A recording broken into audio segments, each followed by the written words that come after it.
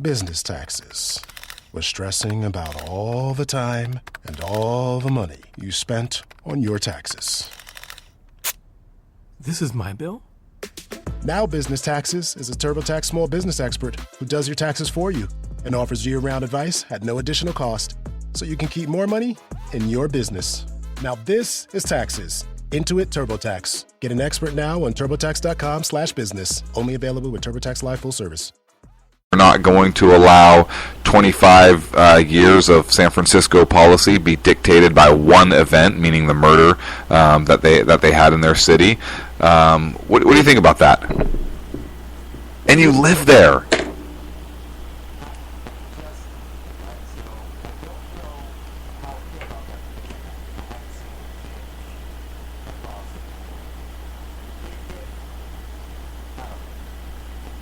Do you think San Francisco should be a sanctuary city where federal law doesn't apply, which means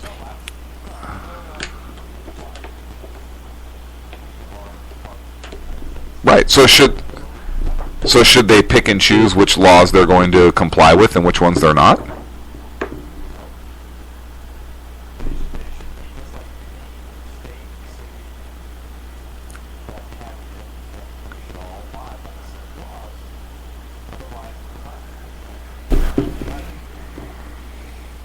Well, right, but what do you think about an elected official within your city basically saying, no, we're not going to do that?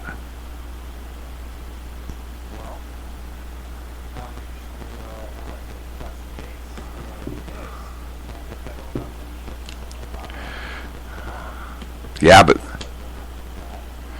yeah, should she be arrested?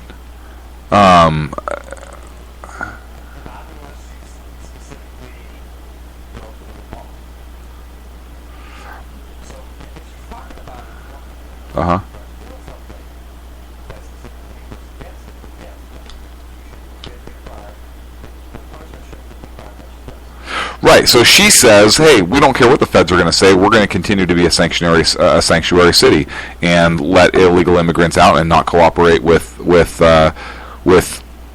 federal officials trying to enforce immigration policy." I think it's a disgrace, particularly since there was a murder in that city perpetuated by a criminal alien who had a criminal history, felony convictions. The Immigrations and Customs asked the Sheriff's Department to hold this individual, to not release them, and they released them anyways because of the policies of that city. And look, I think the city of San Francisco has some culpability and some liability in that death. I was absolutely sickened that the Congress couldn't even pass a bill, a Cates Law, that they attached that law to the defunding of these sanctuary cities instead of having them on two separate votes. Bill O'Reilly talked about it was it yesterday on his show, I believe, and brought up an excellent point. And then today to have the video surface of the representative out there, or the member in San Francisco, basically saying we're not going to let radical Fox News or anybody else dictate what we do in our city because of one event, basically completely minimizing the murder that happened in their city at the hands of this violent criminal alien, somebody who shouldn't have had a gun. So gun laws wouldn't have helped you there. Just ridiculous. Absolutely crazy to me. San Francisco is there are some beautiful parts of San Francisco, and there are some great companies in San Francisco to work for, and you're evidence of that. You have an amazing job, and that company sounds phenomenal. Not quite as phenomenal as SHR Media, but just about. But because we have beer in the fridge here too, we do. But right. But the thing about San Francisco, I spent some time there a few months ago, and I remember walking out of my hotel, and there was literally transients and homeless people and drugs and like literally all over the sidewalk right outside. And I was not in a cheap hotel. Like I was in a very nice hotel in downtown San Francisco. This place was billed as being very nice, blah blah blah. Got X number of stars. Yeah, no, it was.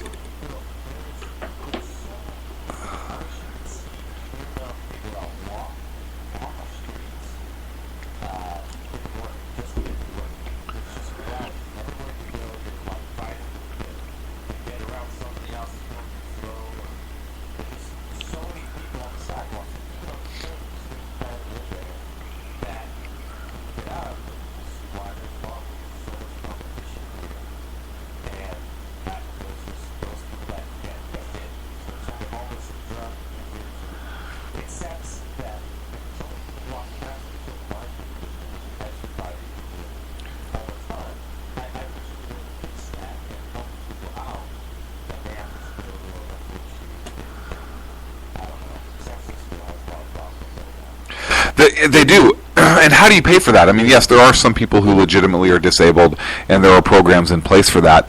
But San Francisco has had really, really liberal policies for such a long period of time that do you think that's contributing to that homeless population?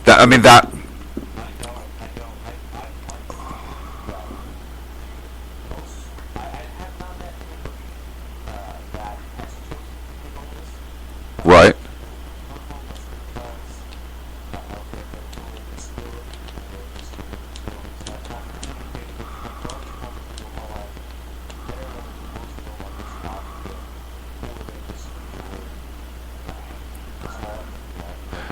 Right, which would make them homeless by choice, and I think that there's that a large segment of the homeless population flocks to liberal cities because of the amount of money that is thrown at them, and typically there's in San Francisco.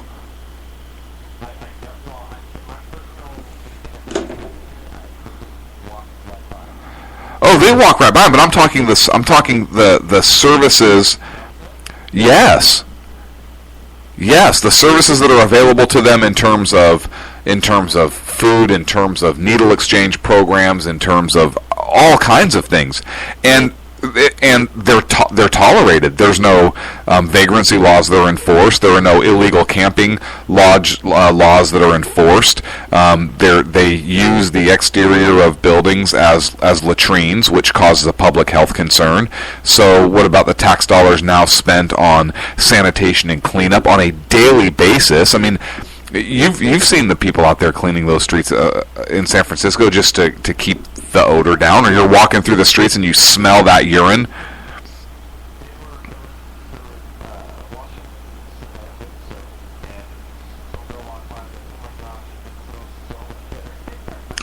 Yeah, and that's my point. There is so much money that the city allows to be spent on that, and that's just cleaning up after them.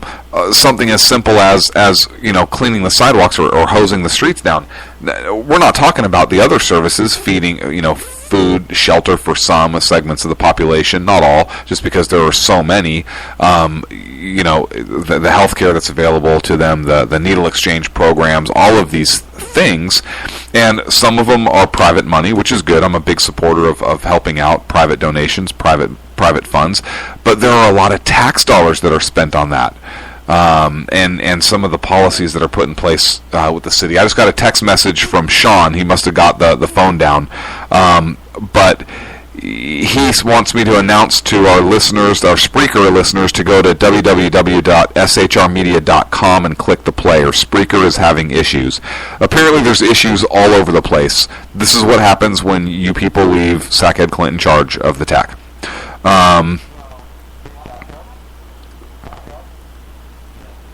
Hang on.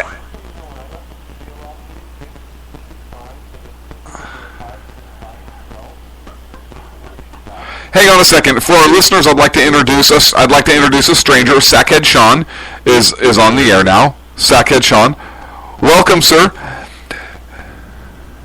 So you're gonna have to listen back to the surprise Sean segment because you missed it. And it was a good one. I actually liked it.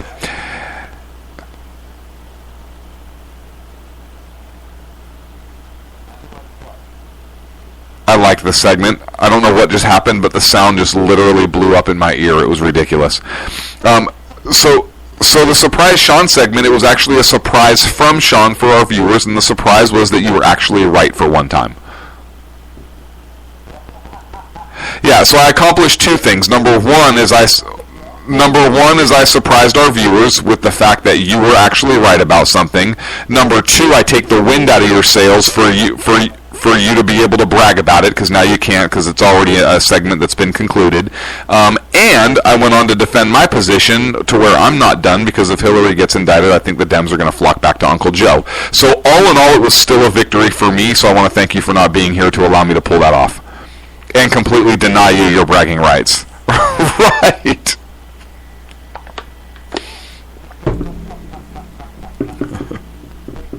Yeah.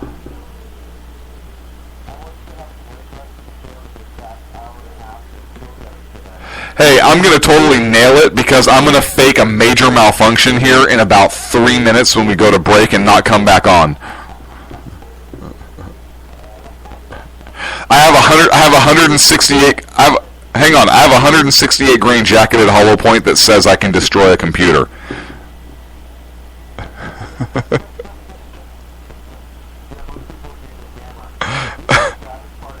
What's that?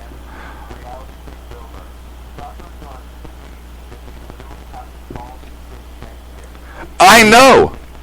This is my point. He literally, I don't know how he did it, Sean, but he literally took operational control. He's like, okay, go to this. Okay, open this. Okay, take your hands off, lift up, and I see like things start opening up on the screen.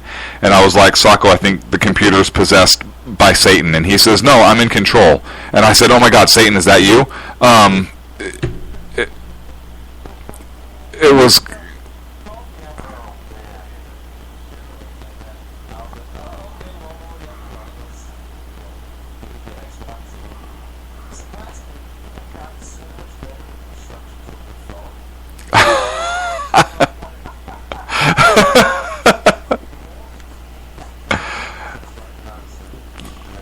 Thank you. I tried, and the best part was, Sean, I would hit the Y button, because he says, okay, type in what is my IP. So I said, okay, what is my, and I'd hit the Y button, and it would shut down. And I'm like, okay, that's bizarre. So I'd open it back up, and same thing, I hit the Y button, and it would shut down. I go, Sacco, every time I hit the Y button, it shuts down. And he says, you're kidding me. And I said, no, I'm serious. I said, have you ever heard of that? He goes, no. So he sounded like he thought I was full of it, that I was doing something really ridiculous. So I actually took my phone and I videoed it. And I sent it to Sacco as proof that I am not a complete moron when it comes to tech.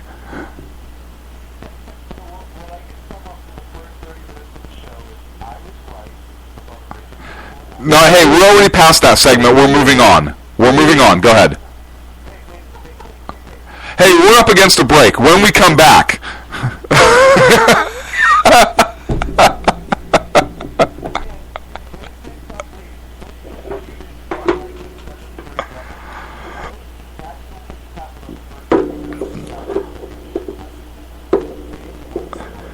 Well, hang on, and not only that, but I took a video of it, of a malfunction that I, in fact, did not induce, and forwarded along to our tech folks.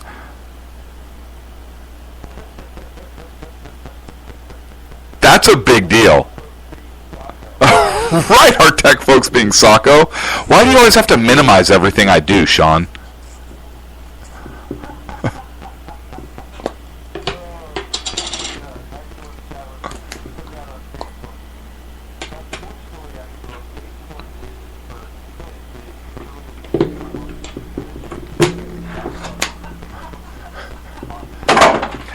And the weird thing is I usually don't slam it into my face. I usually slam it into the mirror because I get confused which one I actually need to hit with it.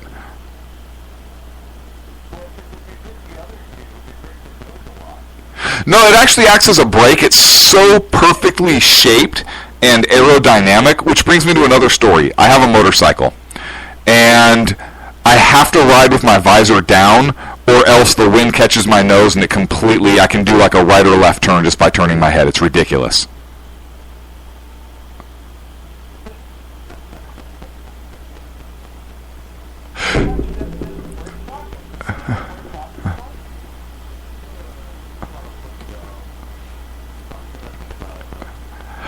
When we come back, I want to talk about Jimmy Carter and his actually helping the Russians in Syria. All this and more when we return on the SHR Media Network.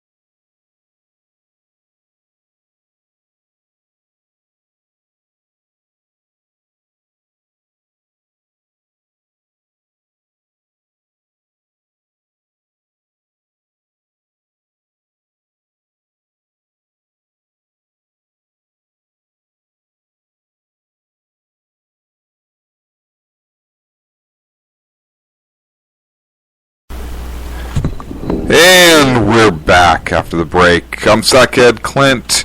On the phone, we have Sackhead Sean and Sackhead Sacco, starting half hour number 2.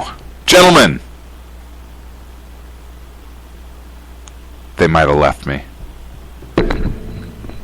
So, before the break, I talked about Jimmy Carter offering help to the Russians. And the story came out today from the Washington Free Beacon, but yes, it did, just today. There you are. What happened to you, little fella?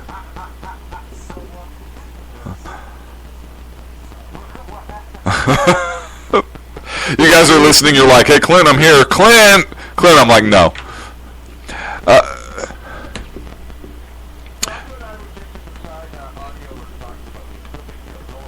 Oh no, I didn't think it was a big deal, because you should see what I'm blasting out all over the interwebs on the line while you guys have your little powwow.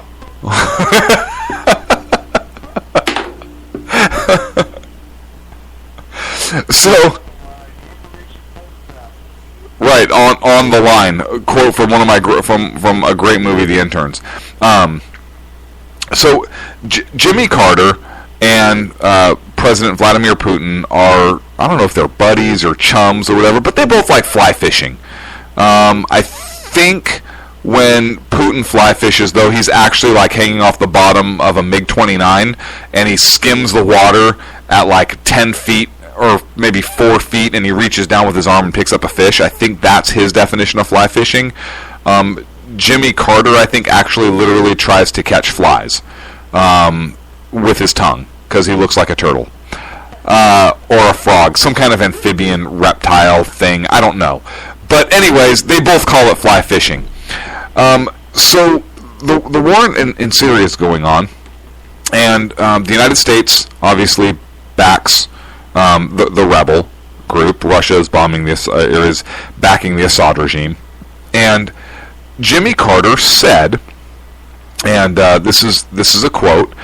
He's talking at his Sunday school class in Georgia, and NBC News was the first one to air his remarks, and he says, quote, "I sent," referring to Vladimir Putin, "a message Thursday and asked him if he wanted a copy of our map so he could bomb accurately in Syria.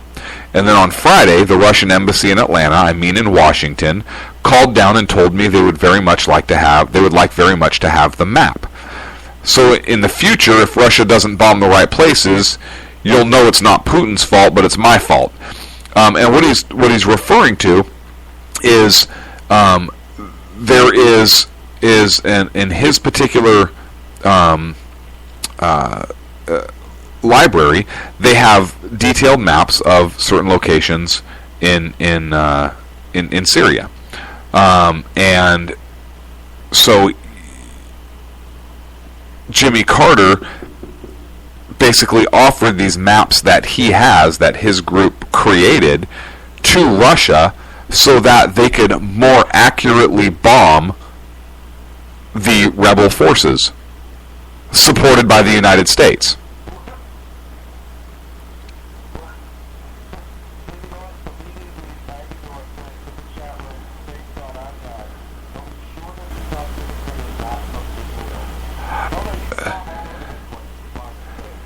No, I don't know that. He might have given them. A map of Israel or of Georgia, like not the country but the state. I don't know.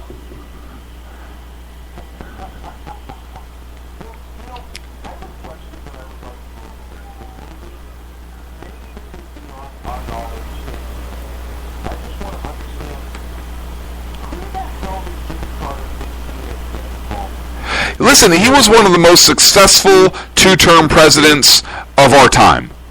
Wait.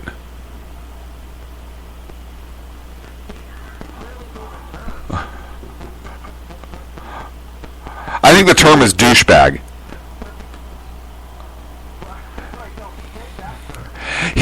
I'm looking at a picture of him. He looks like the turtle from Bugs Bunny and the Turtle, the Race, the tortoise and the hare. Cecil.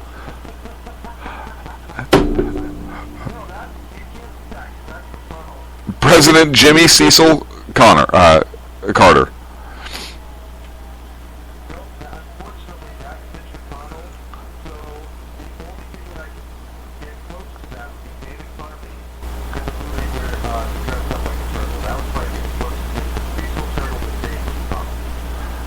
Okay.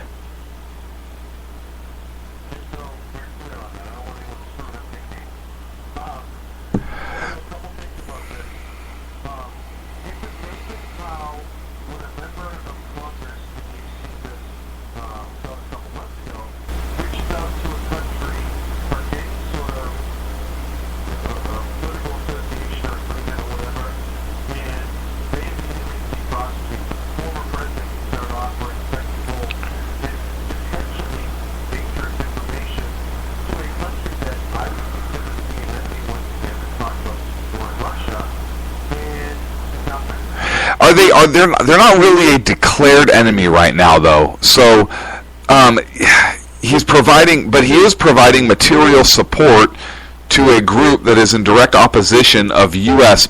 backed forces, he's really walking a fine line. Carter came out earlier and he's expressed support for Russia in the past for what they've done in Ukraine.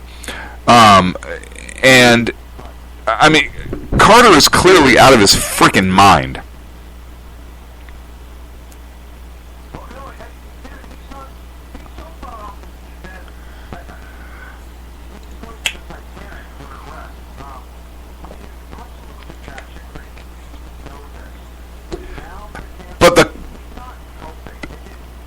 Well, he is, but he's helping the other side. The Carter Center, which is how these maps were created, and I have no idea how these maps were created. I don't know if he has his own stinking satellite or what. I have no clue. But the Carter Center created these maps, and then he calls Putin and says, hey, you want some really good maps of where all the rebels are? So first of all, how can a private foundation get better intelligence than the Russians? I think that's pretty funny in and of itself. Hey, Putin, it just shows that capitalism works, and communism not so much. But then to supply this so that forces could be hit, the U.S.-backed forces could be hit.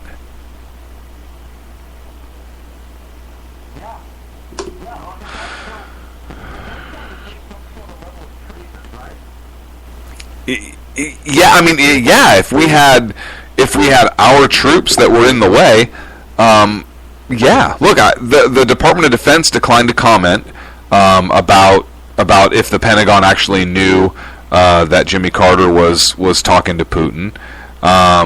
Weird. The Russian embassy also declined to comment when the Washington Free Beacon asked. So nobody's saying anything. That tells me they knew.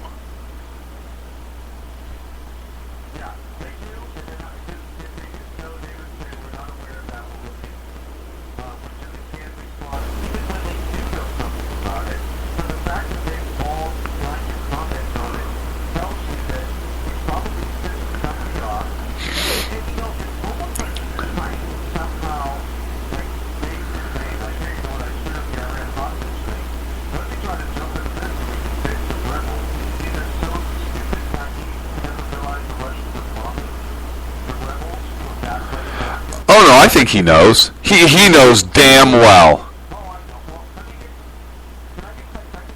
Yeah.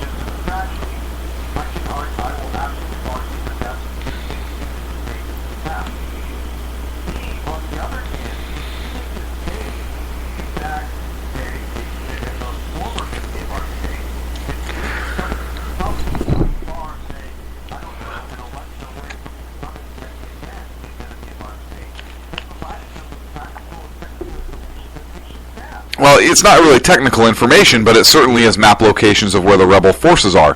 And these forces, again, backed by the U.S., but there's... Look, I'm certainly not going to call it treason at this point. Is it criminal? I don't know. Perhaps. It might not be, but maybe it is. Is it morally wrong? Well, absolutely it is, particularly as an American, particularly as a former American president. To be engaging in this behavior. Look, if the Russians can't get the maps of where the rebels are, and we're not backing them. Look, it'd be different if you said, "Hey, we know where ISIS is, right? Here's the maps of ISIS." But when it's, hey, we know where the rebels are. You want a map? What's Putin going to say? What's Putin going to say? No. You know, we just want to make sure that they could bomb accurately in Syria. So then his final remark's interesting, right? If Russia doesn't bomb the right places, you'll know it's not Putin's fault, but it's my fault. Okay, smartass. So, if the Russians bomb a hospital, what you're saying is it's your fault.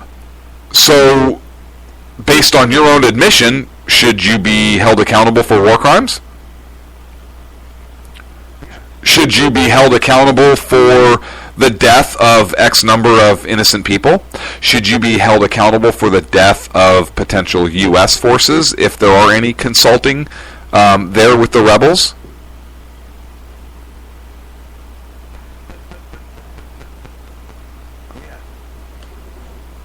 So I read this story and I about lost my stinking mind. So, in a completely unrelated story, because you know that's what I like to do, I would like to read something to you, and I would like you to tell me. We're going to play a little game called What State Is This From? You ready? I think Sean dropped out of the chat room.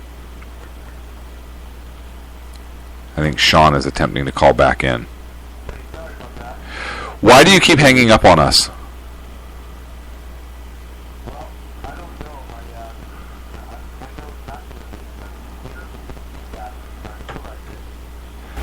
Here's what you do, and I learned this from Sacco. Open up your screen.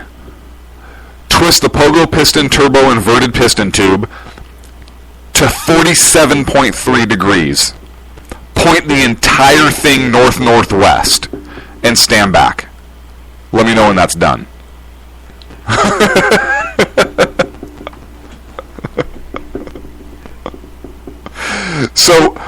So I don't know where you cut out, but we're going to play a little game. Again, completely unrelated to what we were just talking about.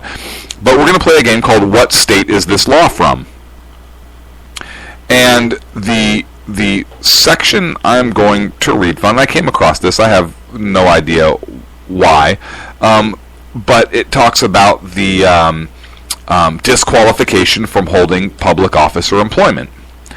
And I'd like to read something to you here, and it says, the legislature of the state of finds that A, there exists a worldwide revolutionary movement to establish a totalitarian dictatorship based upon force and violence rather than upon law.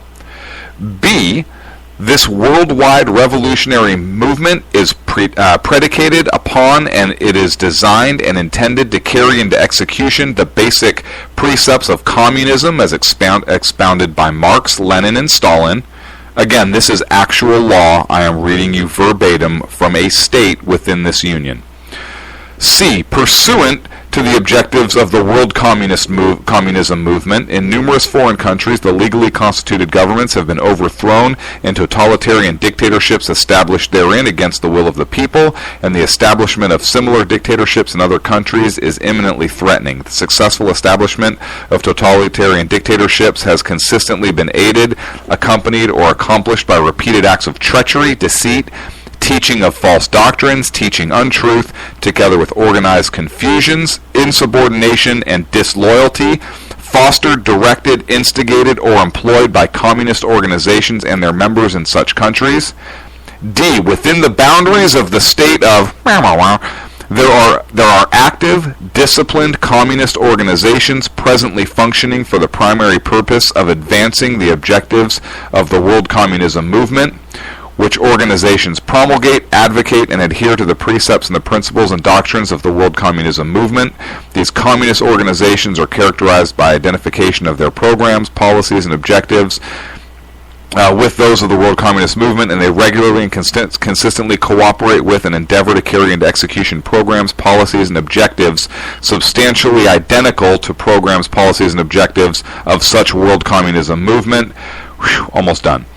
One of the objectives of the World Communist Movement is to place its members in state and local government positions and in state-supported educational institutions. If this objective is successful, propaganda can be disseminated by the members of these organizations among pupils and students by those members who would have the opportunity to teach them and to whom, as teachers, they would look for guidance, authority, and leadership. The members of such groups would use their positions to advocate and teach their doctrines and teach the prescribed Communist Party line, group dogma, or doctrine without regard to truth or free inquiry. This type of propaganda is sufficiently subtle to escape detection. There is clear and present danger with the legislature of the state of finds it's great and imminent that in order to advance the program, policies, and objectives of the World Communism Movement, communist organizations in the state of blank and their members will engage in concerted efforts to hamper, restrict, interfere with, impede, or nullify the efforts of the state and the public agencies of the state to comply with and enforce the laws of the state of and their members will infiltrate and seek employment by the state and its public agencies. Next section, it shall be sufficient cause for the dismissal of any public employee when such public employee advocates or is knowingly a member of the Communist Party or of an organization which during the time of his membership knows, advocates, overthrow the government of the United States or of any state by force or violence. Again, it's enough to dismiss any public employee if they're knowingly a member of the Communist Party or another organization that advocates the overthrow. So the Communist Party doesn't even have to advocate the overthrow because it's established above. What state do you think that law is written in?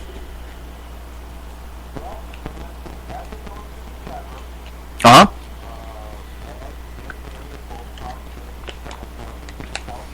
Okay.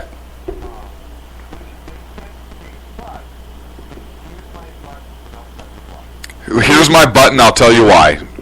Spoken from Sackhead Sean.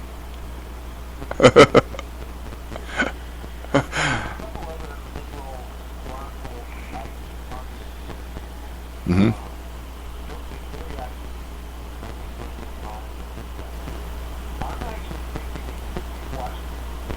Okay.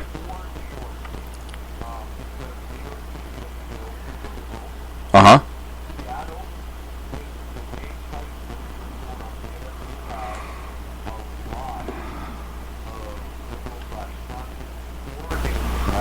Uh-huh.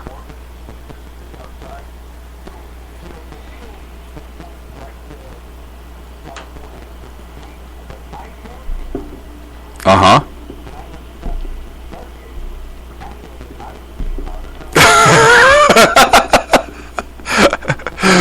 So I obviously cannot choose the one in front of me.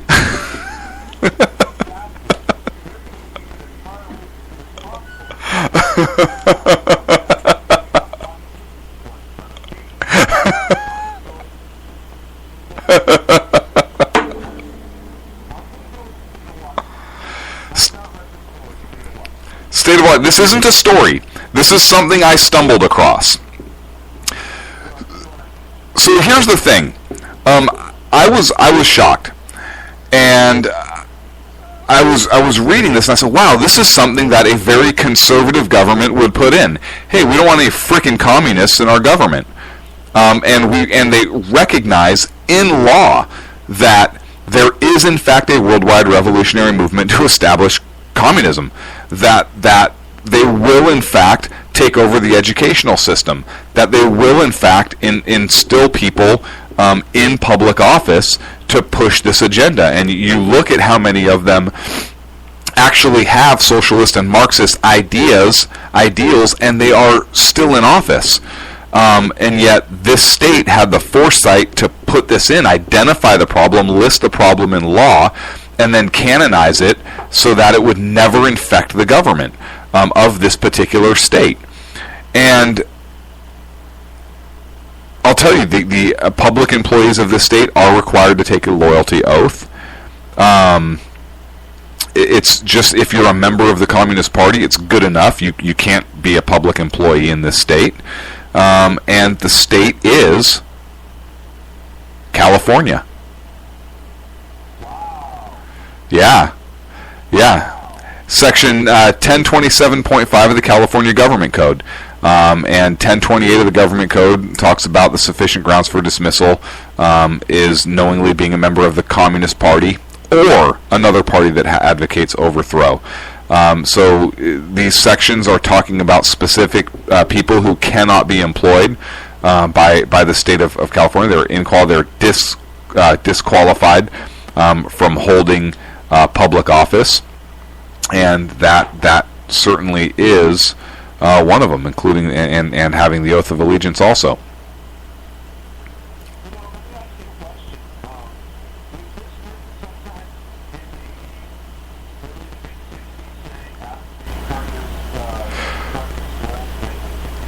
Close. This was actually written prior to the communist goals in Congress. This statute was enacted in the late 50s. And I don't recall a specific year. I read it earlier as I was actually skimming some other things, and it was enacted in, like, I want to say 1954-ish. So it was in the 1950s that it actually became law. So this was prior to the communist goals that were read into the Congress. This is back when California wasn't batshit crazy and actually had some forward thinking. But the representatives recognized what was happening. Unfortunately, they were right when they said that this type of propaganda is sufficiently subtle to escape detection, because it escaped detection.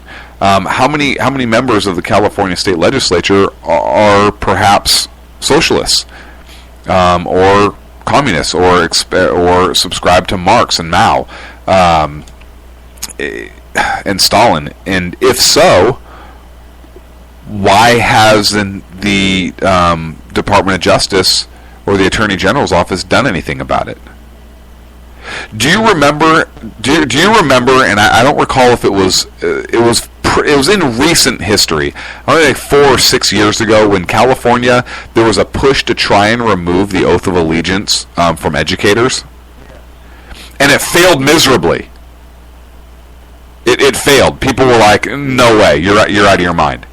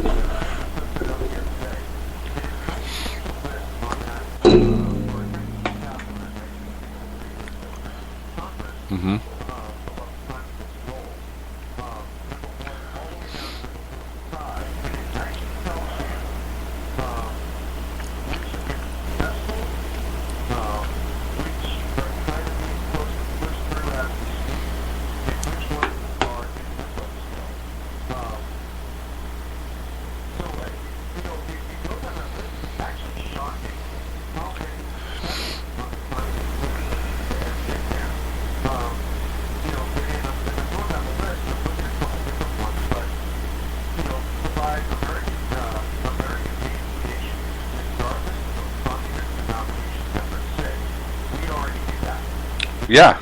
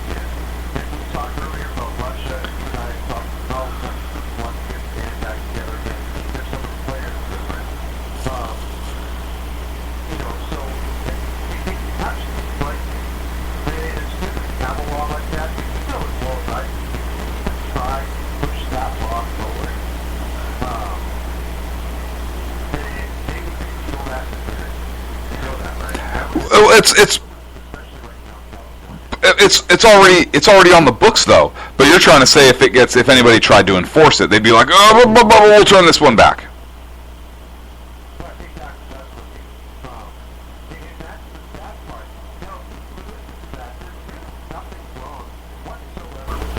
Oh no!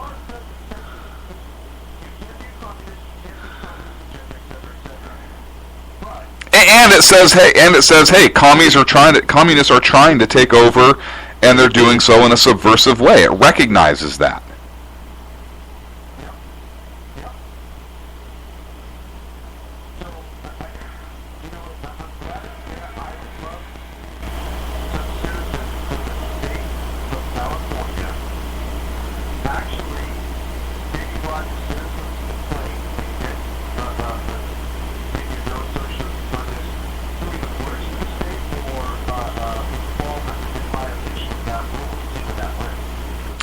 Well, they wouldn't have a choice but to enforce it, right? That's the law. I mean, they would. They can always decide what they are or are not going to file, and we both know that. But you know what I'm saying? Force the hand, right? And I don't know how you identify them. It's not like their web page on whatever their government website is says avowed communist or socialist. You know, you'd actually have to do some investigation.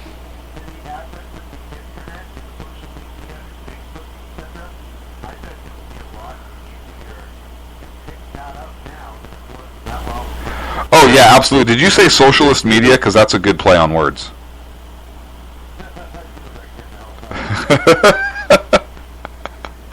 We're up against a break. When we come back, we're going to talk about former vice presidential candidate Ryan. Ryan? For the speaker run. Ryan? All this and more on the SHR Media Network. Back in a few.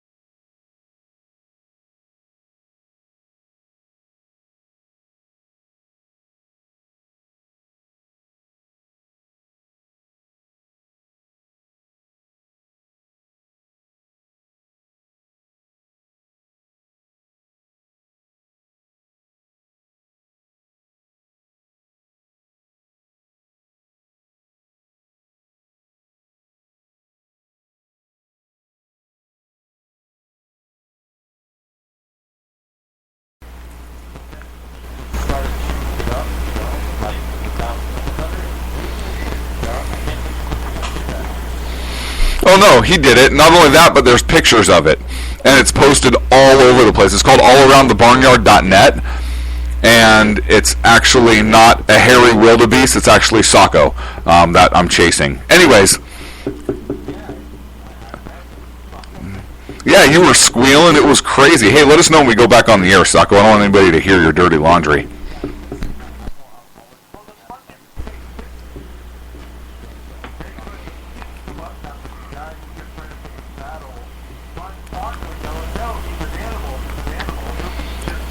Oh, it was amazing. And then we're like, no, you don't have to clean the sheath on that one. Like, it's not a horse. It's a Socko. Yeah. Hey, and welcome back, Sackheads Radio Show. Segment number 3. We're in rare form tonight. All sorts of technical difficulties. We appreciate you hanging out with us anyways, and kind of muddling through with us. Paul Ryan, former vice presidential candidate Paul Ryan, is being talked about as running for Speaker of the House. And he basically came out and said, I'm only going to do it if everybody's going to vote for me. In essence, which I thought was kind of and for my initial reaction to it was, wow, it is kind of a crybaby, right? My way, everybody has to like me or else I'm not going to do it. But then I thought about it, right? It kind of struck me as like very full of himself, very almost prima donna-ish, right? But then I actually thought about it. Go ahead, Sean.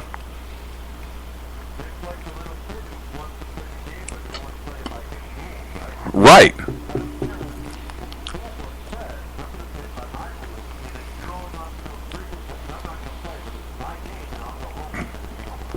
Right. That was my initial reaction. But like almost like I'm going to take my ball and go home. And I have no idea if he has a ball or not. Like he may have a couple. I don't know. But that's my initial assessment of it. But the more I thought about it, the more I realized it's actually a smart play. Because what Paul Ryan, I think, understands is that there has to be unity on the Republican side of the aisle. They have to be united. They have to be united to accomplish anything. There has been a very conservative faction, and I consider them pretty conservative, but there has been a conservative faction that has really flexed its muscle. And I'm not saying it's a bad thing at all, so please, listeners, don't misconstrue what I'm saying here. I don't think it's a bad thing at all. I think the Republican Party does need to move back to its conservative principles. But I think what he recognized is that if there was not a candidate who could unite them, if the Republicans in the House could not unite behind a single candidate, then there was the possibility that Pistol Grip Pelosi could get the gavel again. That they may not be able to get the votes, or there would be a show of division in the party going into a presidential election cycle, and having some very important things to do in the process. So the more I thought about it, the more I realized, you know what, it's actually a smart play. Because he's generally liked and respected by the conservatives. He is, I believe, liked and respected by the establishment, as evidenced by the fact that he got the vice presidential nomination. And so I think he's the perfect person to kind of bring him together. And by him coming out and saying, hey, I will do this if you unite behind me, in essence, I think that was actually a strong leadership position to take right out of the gate. Hey, if I'm going to be speaker, it's my job to unite the party. And I am going to unite the party now before I even agree to take the chair or to run. And if you're united behind me, then I'll be more than happy to be your leader and your speaker, and I'll represent us well. And so as I had a chance to process it and digest it, I actually think it's a good thing that he came out and said that. He might have said it maybe more eloquently like I did. But I understand but I understand what I believe is his reasoning behind it.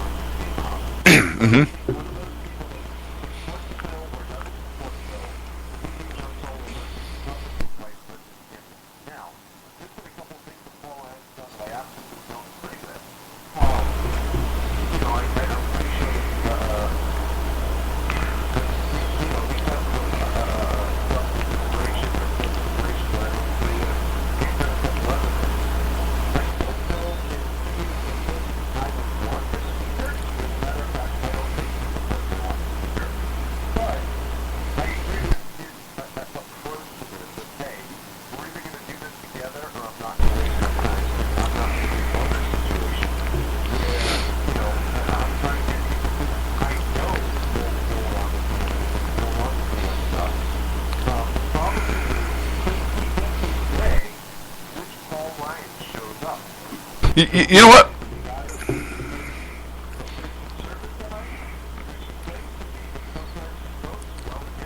Yeah, I don't.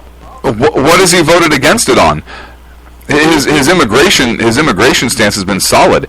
He voted in 2014. He wanted to send illegal immigrant kids back to Central America.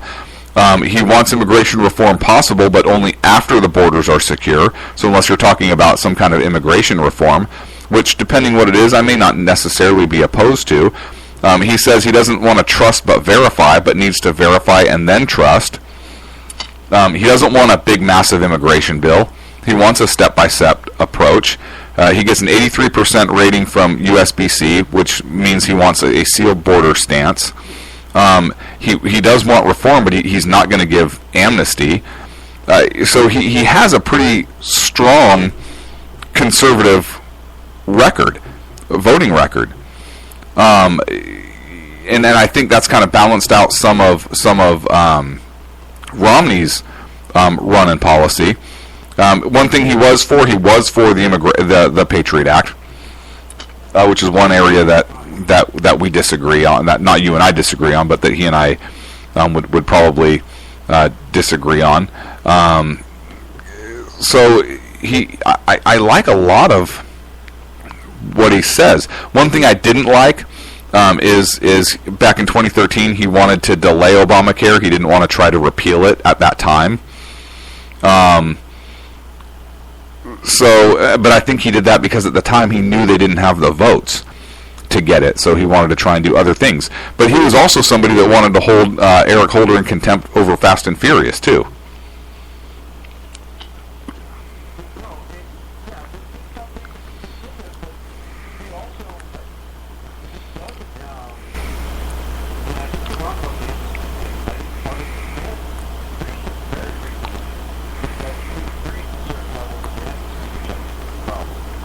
I don't know. I know that his without amnesty for his reform without amnesty was back in 2005. Recently, he talked about immigration reform, but only after securing the border and the trust but verify, and he wanted the step-by-step approach. Those are his more. I don't know. In 2012, he talked again about demanding enforcement of immigration laws. I don't know what the amnesty thing came from. Do you have it?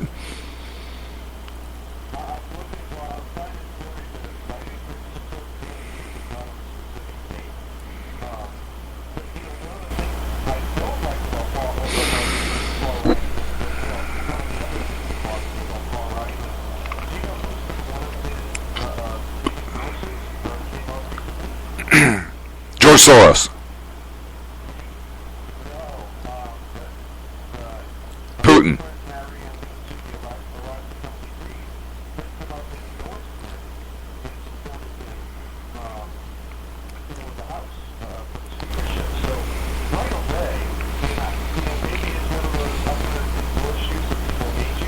Mm-hmm.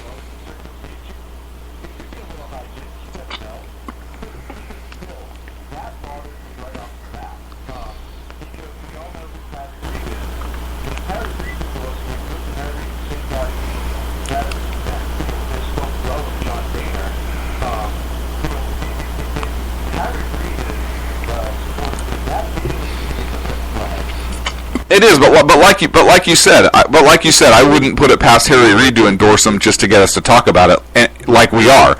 I mean, look, just the fact Harry Reid endorsed him, and without knowing why, it's already a red flag for you. And I'm not saying it shouldn't be, but I think his endorsement, just thinking about the kind of douchebag Harry Reid is, he would do that just so that people like us are now talking about it. Like, well, can we really trust him if Harry Reid likes him because he liked Boner?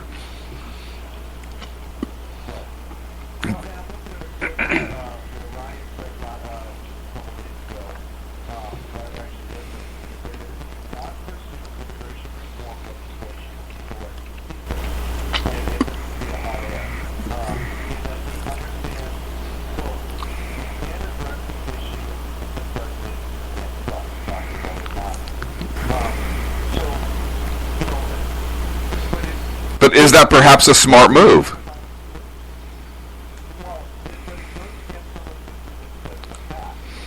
But he also... You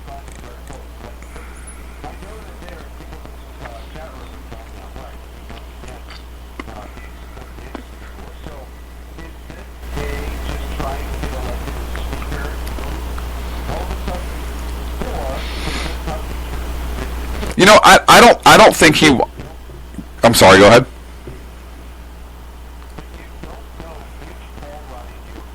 You know, his voting record is pretty consistently conservative. One thing, I don't think he necessarily wanted the speaker job. And I say that because speakers of the House typically don't do well if they want to seek higher office such as president. And I think that at some point in his career, he's interested in running for president of the United States. So I don't think he necessarily wanted to be speaker because he does have those loftier ambitions.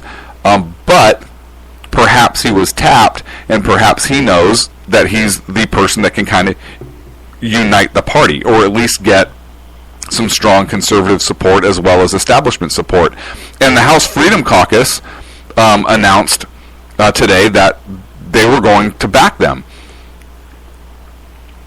That they were going to back him. So he has the support now of the very conservative part of the party, as well as the establishment Republicans. And I can't think of somebody in the House that, other than Paul Ryan, and maybe you can, but off the top of my head right now, I can't think of anybody else in the House that could garner that support right now. You look at the other people who are there, Chaffetz and so forth, they couldn't garner that. McCarthy had to pull out because he was an establishment guy, and the conservative portion of the party wasn't going to support him. You have Chaffetz now says, hey, yeah, I'll back off. I'll support Paul Ryan. So I think he understands that he's the now, in doing that as speaker, he does have to unite the party, and that may mean pushing a conservative agenda, but also working with the Democrats on some things.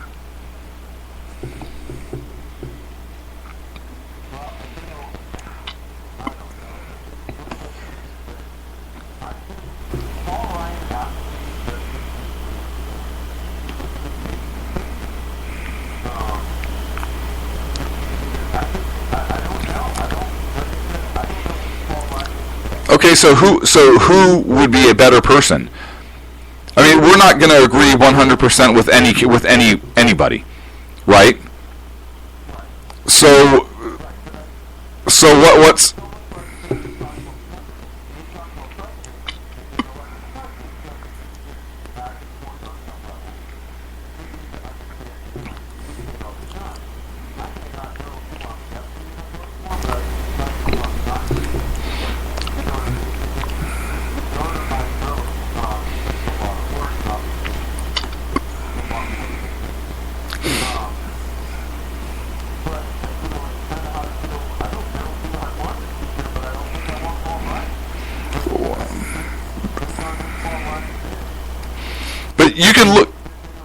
you can look at Paul Ryan's voting record dating back to '99. I mean, you can go back a pretty long ways and see that he's pretty consistent on his votes on a lot of issues. or pretty consistent on his stance on a lot of issues. He may have changed a couple things like amnesty, if there's recent comments about amnesty, and in the past he's been against granting amnesty with immigration. But on a majority of the other issues, he's been pretty consistent. I think he's been around long enough to where you kind of know who you're getting. And again, there's no perfect candidate for anything, but I think that he didn't. And even when he was the vice presidential candidate for Romney, I thought he was a good pick, and I liked him as a vice presidential candidate. I liked him a heck of a lot more than I liked Romney. And so I think that he may not be the perfect person for us in terms of we agree 100%, but I think he's pretty darn good, and I don't think there's anybody else out there who would be able to do a better job and unify the Republican Party and steer it more back to its conservative, maybe not all the way conservative to its conservative roots, but certainly more towards the conservative roots than it has been in a long time.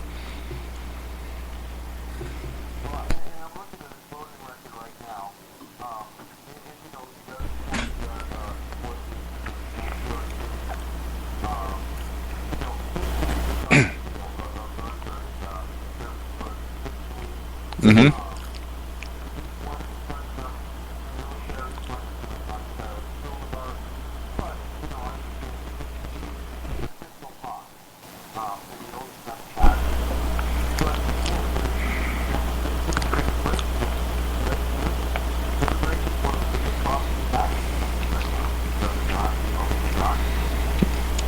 I'm sorry, what was that? You cut out.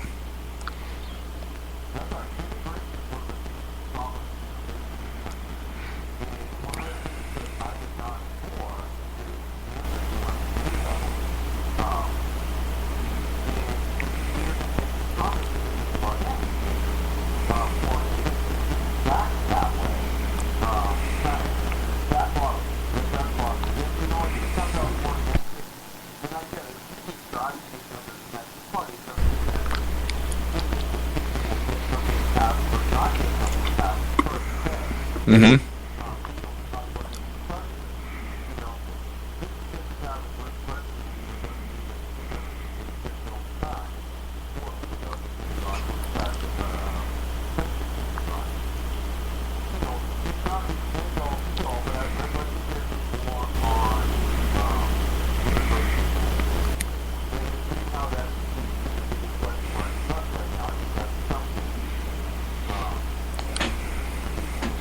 See, I don't know. I think with our immigration the way it is now and terrorism the way it is in the world, I think that gun control is a major issue, and the ability of the American citizen to protect themselves against lone wolf terror attacks and whatnot. And I think he's excellent on gun control. Again, on Homeland Security, I'm not for the Patriot Act. He was. He did want to restrict NSA surveillance, restrict it, not totally scrap it. He certainly didn't want to scrap the Patriot Act by any means. But he's pretty good on everything else. So again, I can't let one issue on anything drive that. Again, I don't think there's that one perfect candidate. He also may be saying some of that to start peeling away maybe some of the Hispanic vote for the presidential election coming up. I don't know. Either way, if he's making amnesty comments, it seems that perhaps he's kind of flip-flopped on that one issue. But he's certainly not for open borders, let everybody in, and we'll grant them all amnesty.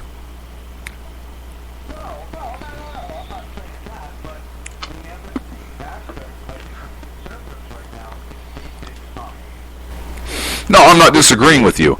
But what other candidate would you have that would be able to pull that? And that's kind of my point. I think that he is the best candidate for speaker that's available right now. I think he's the perfect person, the only one who can unite the Republican Party. I can't think of anybody else who would be able to do that.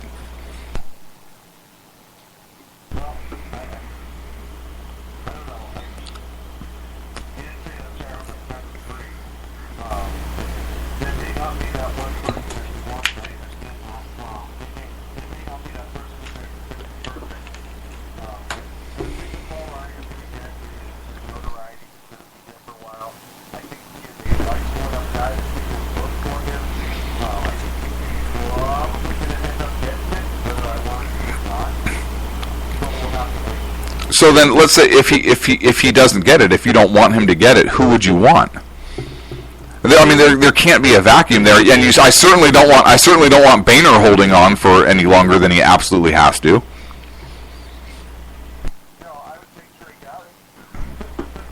Yeah, but he's not running for it.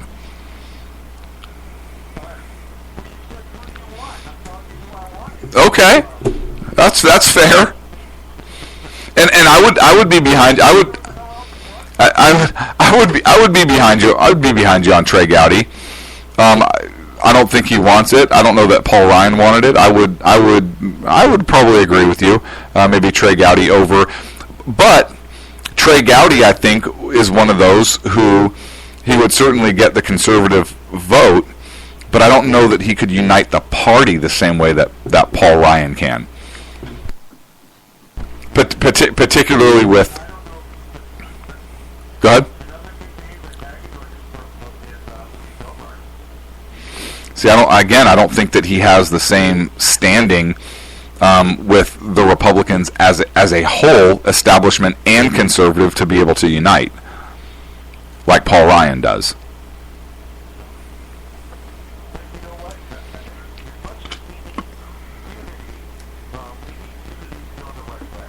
We do, and this is why I think that he'll unite, but he'll still take it more conservative.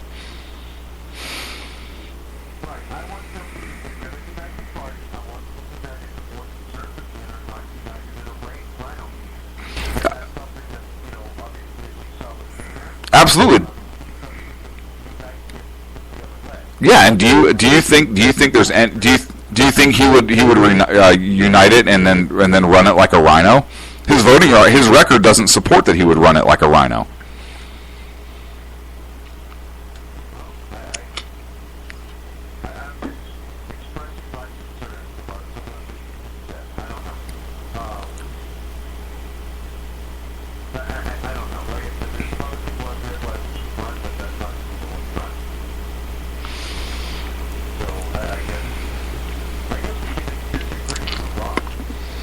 I don't know, because we'd be moving on to a break.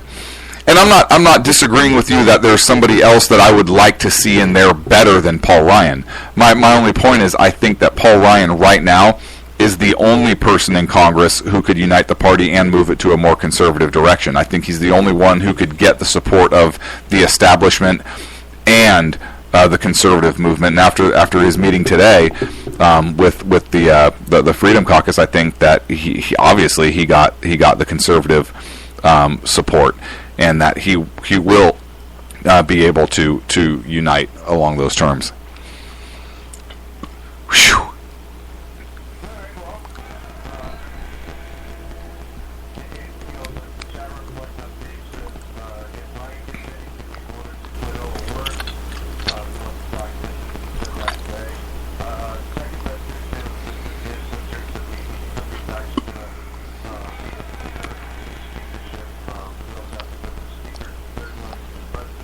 Mm-hmm. Yep.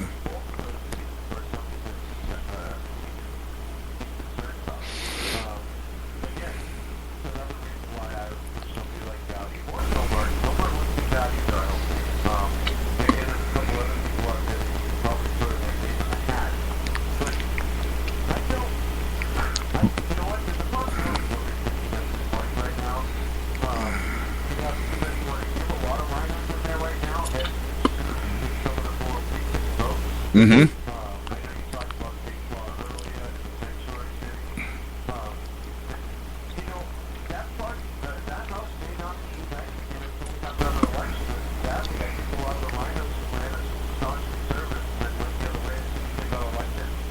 Mm-hmm. Yeah, we may not be able to keep the House, but the more names that get thrown in there, the more that vote's going to be split. And I think that he already has shown leadership by coming out and saying, hey, I'm only going to do this if you guys unite behind me.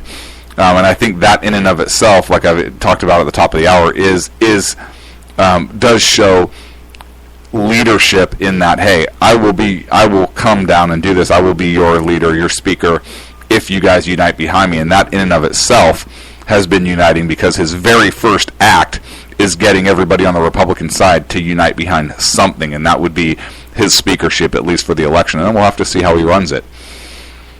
I know we closed the door.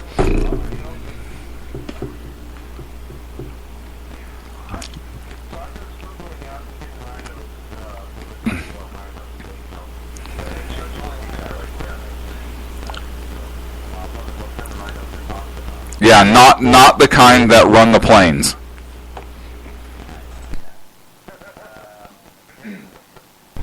Not the ones with the big horns.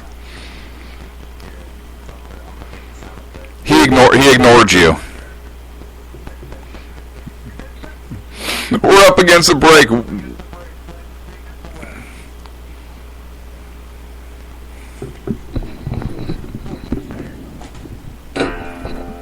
I'm not saying it now.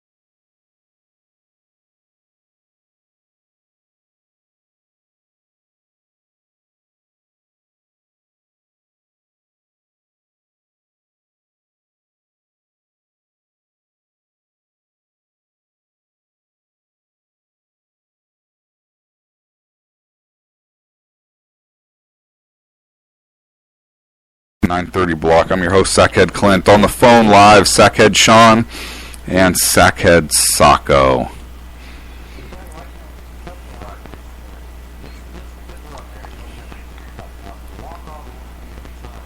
What did I walk all over you about, little friend? What did I do, little buddy?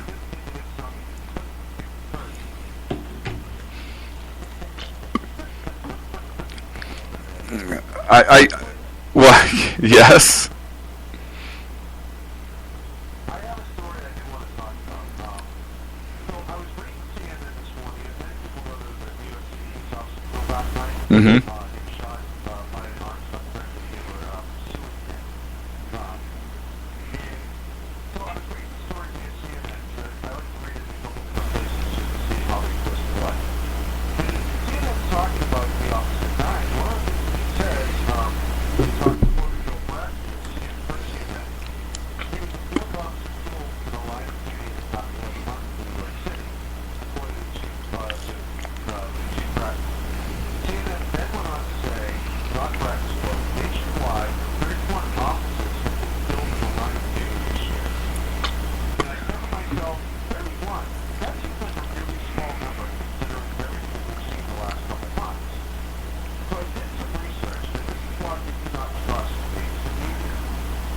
31 officers that died from gunfire this year, but in total, 101 police officers have lost their lives in the line of duty this year, just in other ways, car accidents, illness, falls, etc.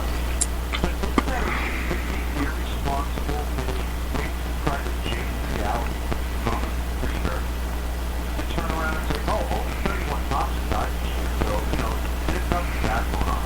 No, here's one that died from gunfire, 101 that died total since January 1st. What are your thoughts on that? Yeah, look, there's a war on law enforcement right now, for lack of a better term, and I think that there are certain news organizations, CNN, like you brought up, that want to downplay the numbers, because as soon as you start showing what the true numbers are, it's going to garner sympathy and perhaps more vocal support for law enforcement. I am very disappointed that the president has not come out and given a statement on this issue. He interjects himself into everything else. Go ahead. The officer who blocked the right blackface allegedly blackmail. Uh-huh. And I want to know where the Black Lives Matter people are talking about this police officer in Blackville being executed or killed by an armed suspect. That's not, but I think he was black as well. Because he's at that point, the officer's not a black life, he's a blue life, and to that group, blue lives do not matter.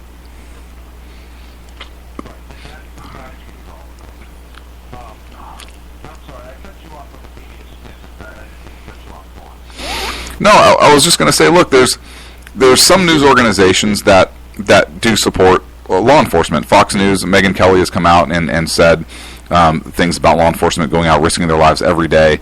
And, we pray for our troops, our officers out there every day. But a lot of news organizations don't. I think that some of the more liberal news organizations identify with and clearly support the Black Lives Matter and the anti-police movement out there. I saw a great poster one time that says this group wants more law enforcement, and there's riot police, and they're screaming in the officers' faces, wants more government, and then arrow pointing to the cops, and it says more government. And I thought that was absolutely hilarious. Yeah, brilliant. But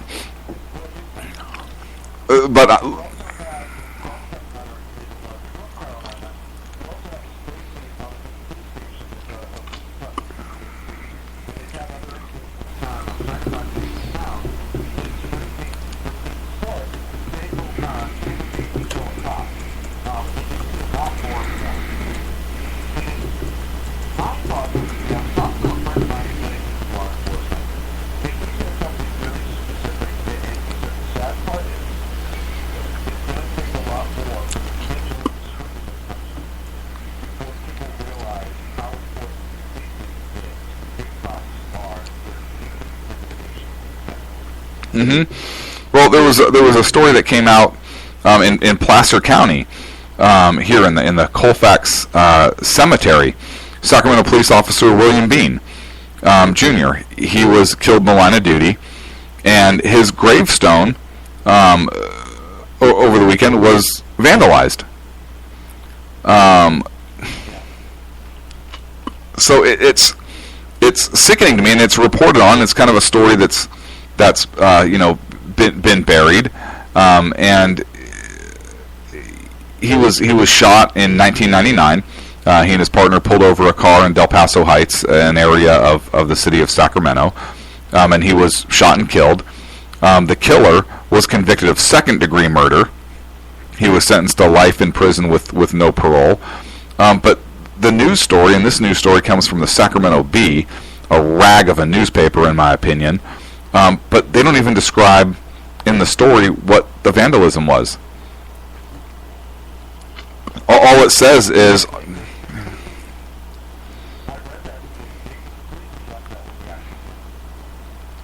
Right, and basically the word pig was painted on the police officer's gravestone. And of course, Sacramento, the B, they won't, put that. But yeah, somebody wrote pig in gold spray paint. There was a. Go ahead. Or excuse me. The gold spray paint was on another. There was another officer's gravestone who was vandalized in Lawrenceburg, Indiana. Police Detective Sergeant Thomas. He was killed in the line of duty, and his gravestone was vandalized. So there's another gravestone that was vandalized. I'm still trying to find what the vandalism on Officer Bean's gravestone said.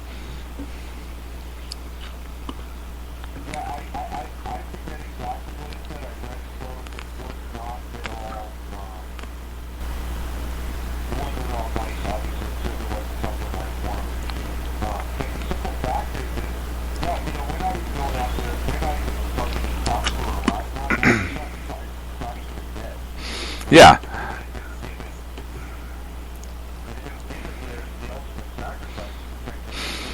So I found.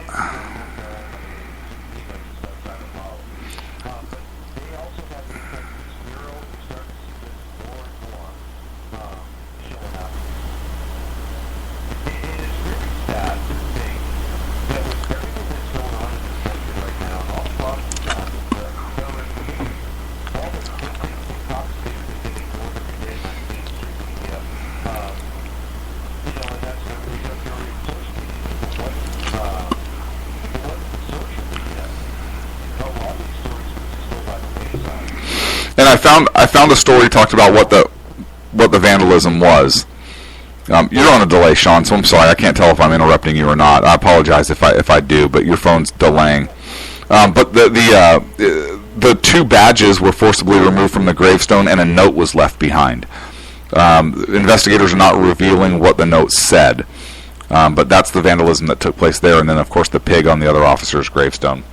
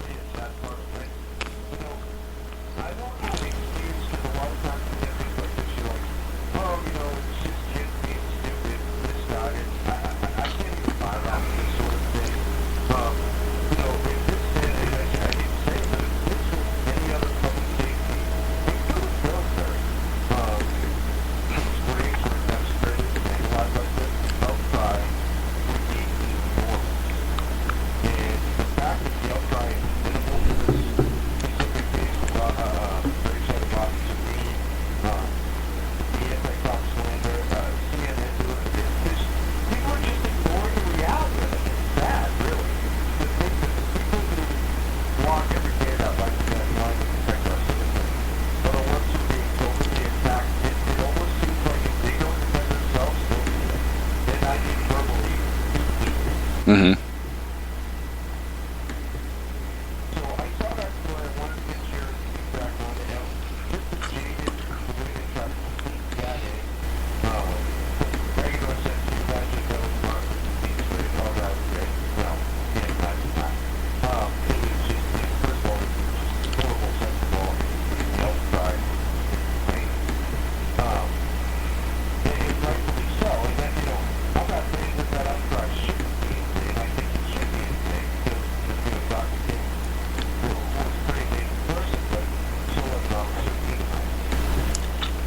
Right.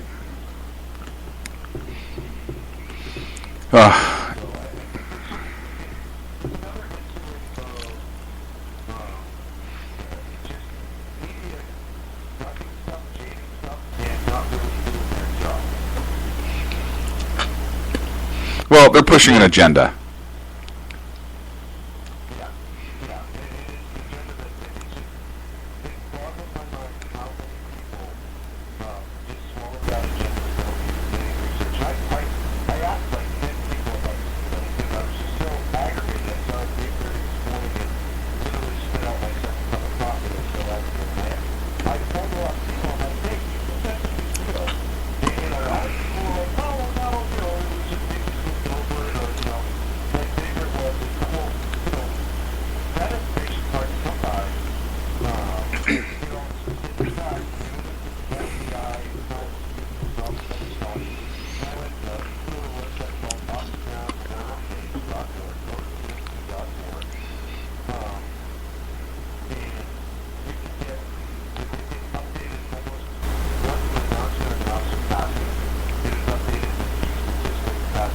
obviously not the old method or whatever.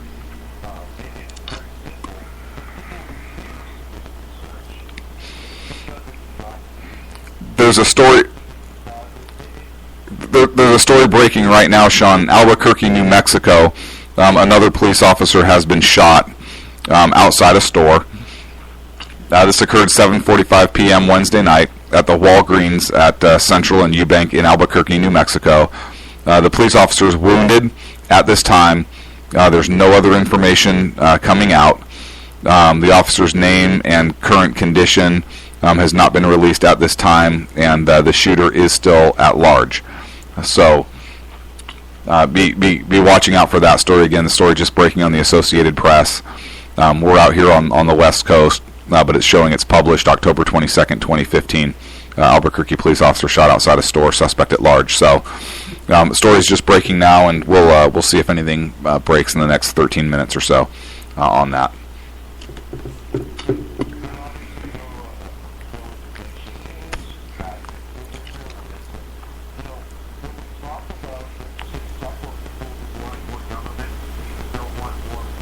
Mm-hmm.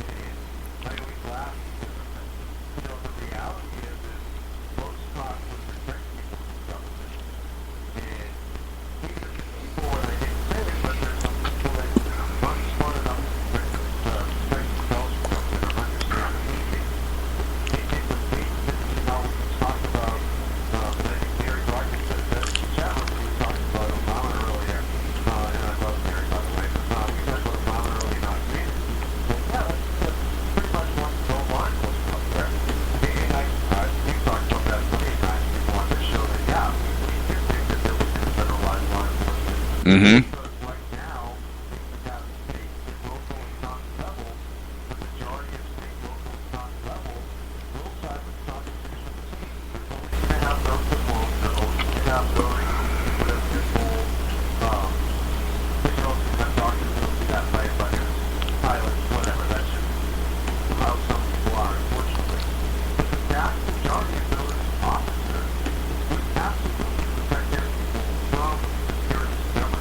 Absolutely.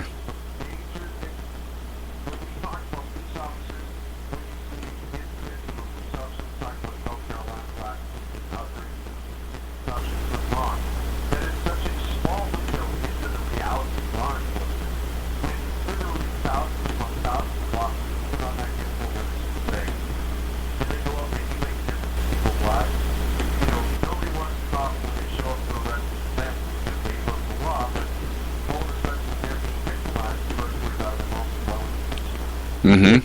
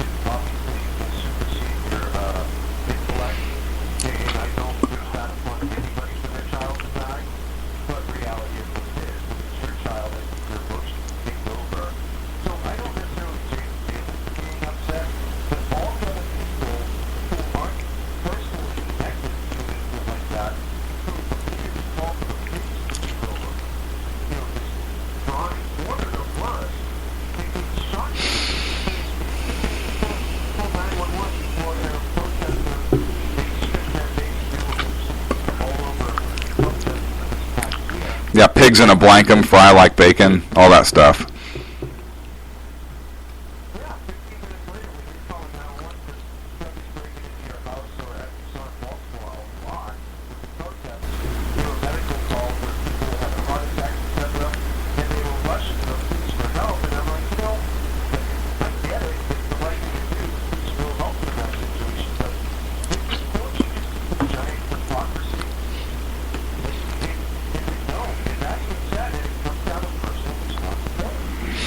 It does. Like you said, who's the first people they're going to call when they're in trouble? They're going to call the cops. And you know what? Those cops are going to show up and help them because they're professionals. They're going to do their job. Even in the protests, if there's a counter protest or something, law enforcement is going to protect that group's First Amendment rights, just like they would anyone else's.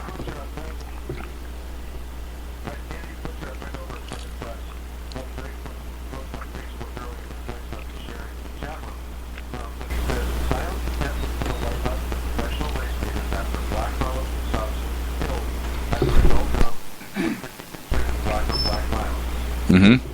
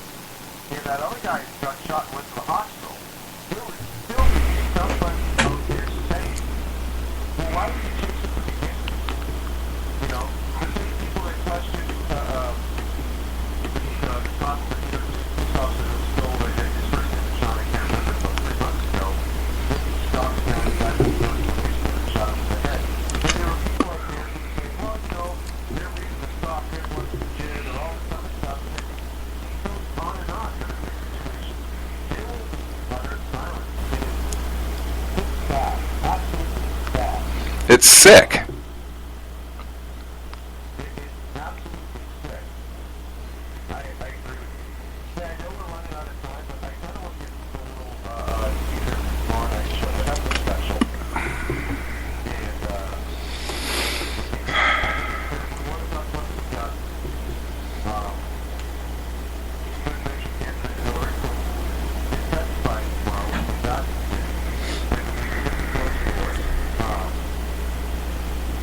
So we don't know if there's going to be much to talk about.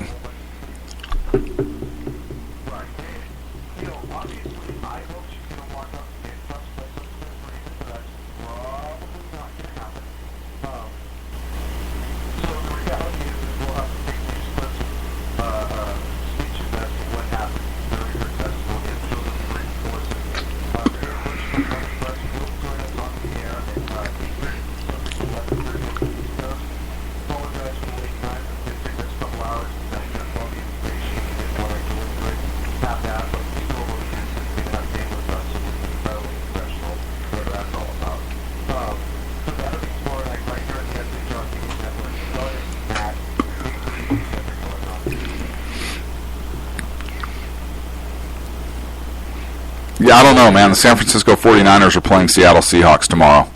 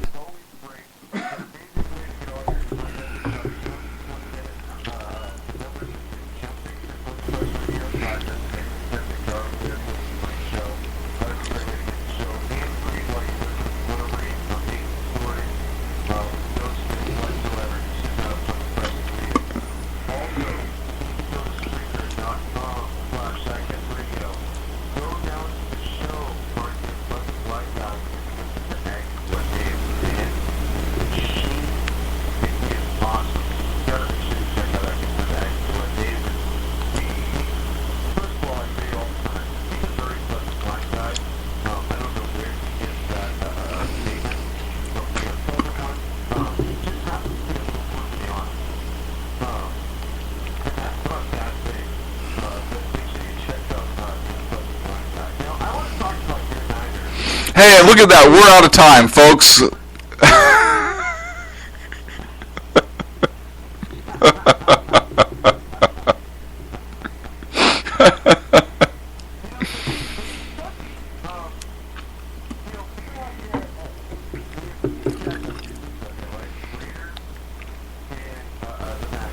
the Chargers. And the Chargers. I have never, well, I just never go to California. I have never been in more bandwagon-friendly place than California Raiders fans. A week ago, people were talking about Colin Kaepernick, fans, 49ers, including their quarterback, and literally like calling for his head. No, wait a second. I am always a fan, win or lose. We are horrible this year, and I am still a 49er fan. So don't lump me in with the bandwagon fans. I'm just talking to you about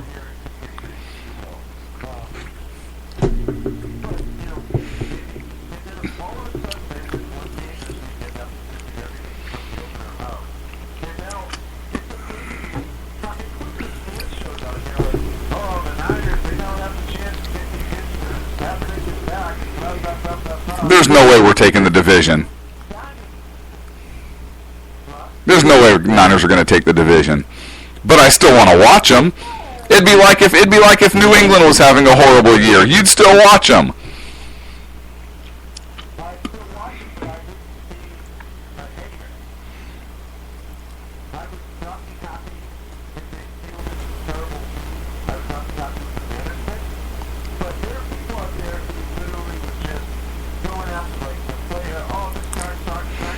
Now hang on a second.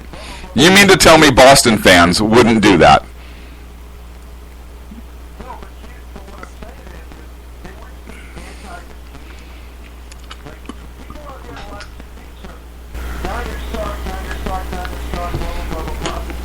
They do, but we're still going to root for them. They do, but we're still going to root for them. It's like the A's, right? The A's were horrible this year, but I still root for them every game.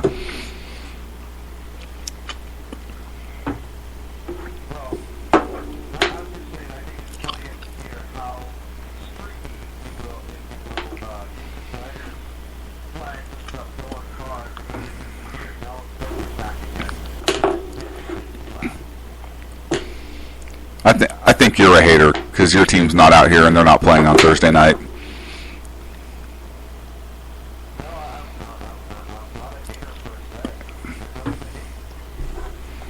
That's not true. The New York Giants.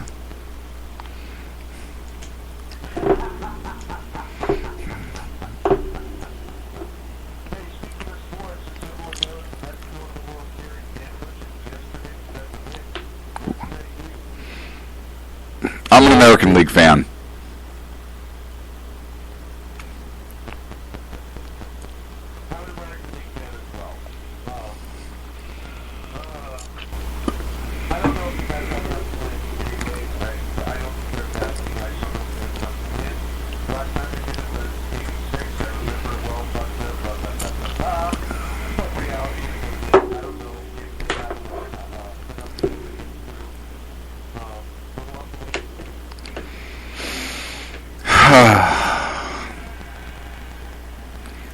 And Sacco closed the door on our show.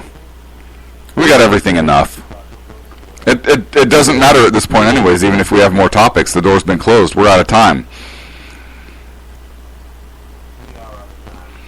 Thank you for listening to us tonight here on SHR Media Network, Sackheads Radio Show. Tune in tomorrow night, 8:30, when Sean and Dan will be covering the Benghazi hearings while I'm watching football.